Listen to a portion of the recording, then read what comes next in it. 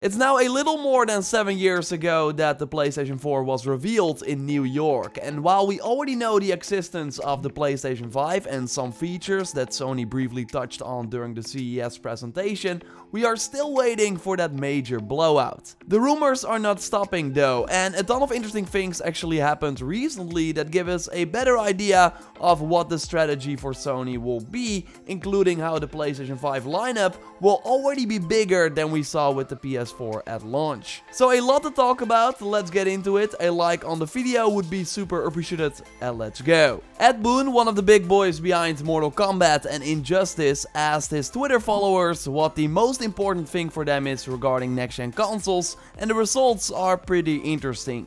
Only 13.2% says exclusive games, better graphics says 19.2%, 30% thinks that playing last-gen games on the new consoles is the most important, something we know will be possible, and 37.5% thinks that the price is the most important. And you could argue that this is why the PlayStation 4 had that big head start as well when it came out more than 6 years ago.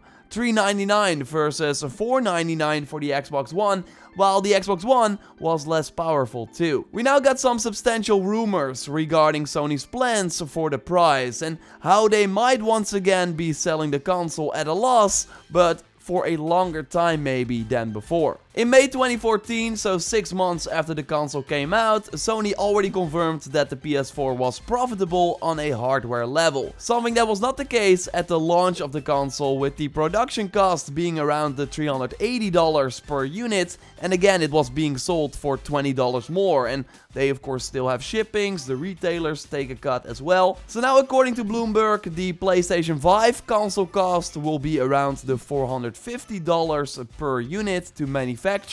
So again, add $20 to $30 on top of that if you include shipping, marketing, and of course the margin from the retailers. So yes, then you would think that a $499 price for Sony would be the most ideal. Then they still might make a small loss at the launch, but really not as much. But yeah, that a price is ideal for Sony does not mean that that is what the system is going to cost. Like, we already know, thanks to an investor call, that Sony is very likely waiting for Microsoft to reveal their price for the Series X first, before announcing the price of the PS5. Again, that tactic helped them a lot before, and we once again now see, thanks to the Ed Boon tweet, that the price will be super important going into the next generation. And it seems like Microsoft is fine with a more expensive console that is more powerful than the PlayStation 5. Because according to very substantial rumors, they also seem to have a cheaper discless version of their next-gen box that has not been announced yet. Although we will likely see it before E3. Tom Warren, a senior editor from The Verge who has reported on many Microsoft leaks in the past, says that we should expect the full Xbox reveal before E3 instead of during the show. So it could totally be that Microsoft will follow the same strategy as with the Xbox One in 2013, only I hope that this time they will just focus on the games instead of sports and TV. Xbox, watch TV. TV. So he could totally be right, because Tom was actually also one of the only persons who perfectly reported on the amount of teraflops that the Xbox Series X would have, as we see in this tweet from December 2019. And well, we now indeed know that the Series X has 12 teraflops. If they have two consoles at launch, then they better explain that carefully, and while we know about the haptic feedback and the adaptive triggers for the PlayStation 5, console-specific features for the Series X are still pretty much unknown, and you don't want to spend time on that during E3. We did just get a new blog post though that goes over some interesting things, including a feature that I think the PlayStation 5 will also have, called Quick Resume, that lets you continue multiple games from a suspended state almost instantly. So we can have multiple games running in the background at the same time and instantly switch between them and then play directly without any loading screens. The next console generation will be defined by more playing and less waiting, says Phil Spencer in that same blog. And you want to showcase this stuff in action as well for the bigger impact, but it's better to not do that at E3. Everyone will be tuning into that E3 press conference for the games, and after a very lackluster generation with the Xbox One, Microsoft could use all the time at E3 to highlight the exclusive games that you cannot play on the PlayStation, so discussing hardware features is just not as exciting. So that's why I think a reveal event before E3 makes a lot of sense, although that is likely not where we hear the price for the Series X and the Series S, or whatever the other console will be called. Microsoft announced the price of the Xbox One at E3, and I don't see a reason to not do that again. I'm excited to announce that Xbox One will launch this November in 21 markets around the world at $499 in the US and 499 euros in European markets, and 429 pounds in the UK. But yeah, this doesn't mean that Sony will be silent until after E3. They have to reveal the PlayStation 5 before the show in June, because many next-gen games will be revealed, and I'm sure some will be playable on the PlayStation 5 to show it running on the best possible platform. Sony is expected to give a guidance regarding the sales of the PlayStation 5 to their investors around April, as this Reddit post talking about the investor call highlights. And sure, they can do it without any extra PS5 info, although it would make more sense if they started talking about the PS5 more before that investor meeting. And maybe you remember that Horizon Zero Dawn comic. The first issue will launch on Comic Book Day on May 2nd, and it seems to continue the story of the original game. Are they really going to release that comic before the announcement of the sequel? So yes, there are some things that make an event before May look pretty likely, but a question that we never thought about at the beginning of the year is pretty legit right now.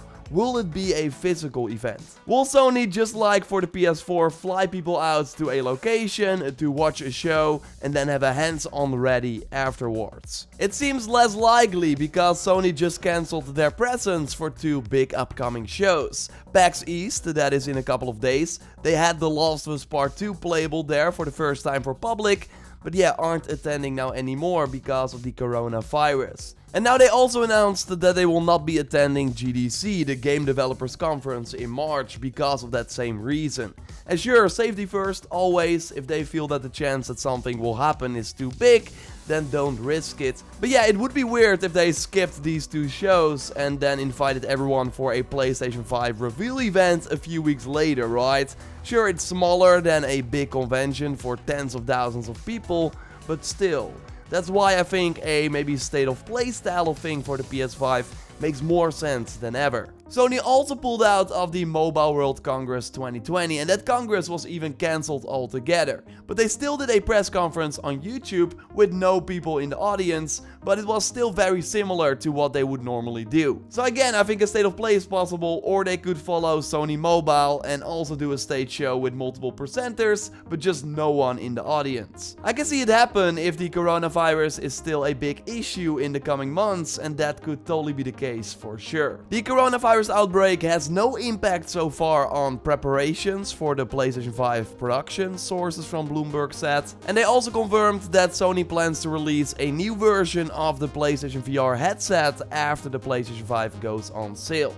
I tried the PSVR around launch and really like the VR experience, but just not the hardware. So if the PSVR 2 is wireless, as we already see for the Oculus Quest for example, then I'm totally on board. But yeah, it makes sense that they want to release it after the PS5 is out. Many of the games launched for the PlayStation 5 will also be available to play on the predecessor machine. So revenue from software and related network services is expected to keep the business performance intact. And this is pretty interesting because this also has an impact on the price, I think, but I will touch on that in a second. Let's go over the games first. It's good to remember that Jason Schreier already confirmed on his Split Screen podcast that the PS5 will have exclusive games at launch, but there will just be a few of them. I think this Bloomberg article is talking about the majority of the games, and those will be from the third-party developers. developers, of course, and they will likely all be cross-gen through 2021, I think, as well. While it's of course way more exciting if they really focus on getting the most out of the new consoles, it would be stupid for the third-party developers to not publish a game on the PS4 and Xbox One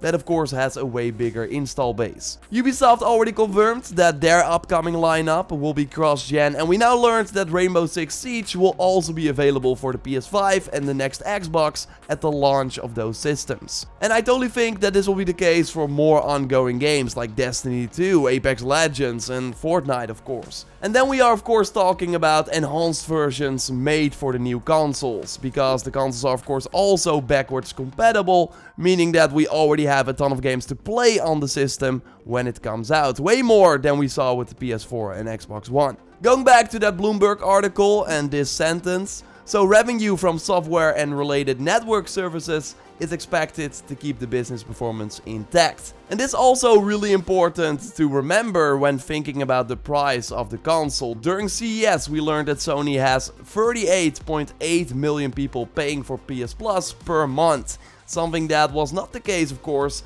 during the launch of the PS4, because that is when they started charging for online multiplayer.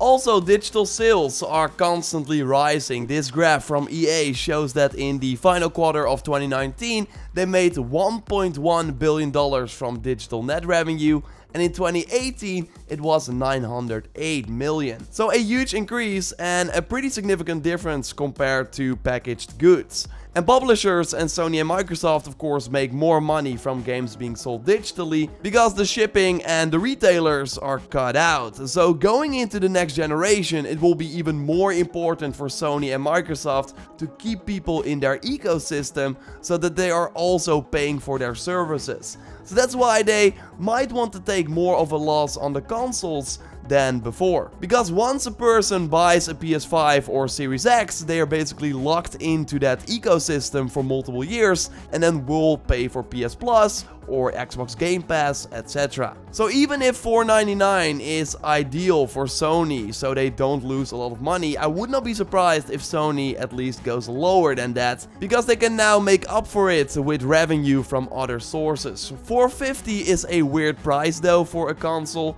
$3.99 is really the sweet spot, but then they would lose a lot if the build cost is indeed $4.50. I also saw this tweet from Colin Moriarty that I thought was interesting, like the PS4 with inflation would now be $450, making a potential $4.99 price pretty reasonable if you think about it. I now predict a slightly lower price though than $4.99, because I think Microsoft will be at that price and Sony would want to undercut them. But when we know more, I will of course let you know here and share my take, so totally subscribe for more PlayStation 5 news and rumors, and of course coverage for all the upcoming games. A like on the video would be super appreciated, and if you want early access to these big videos that I do every week, then hit the join button and next to the subscribe button for early and ad-free access, and you support the channel a lot as well.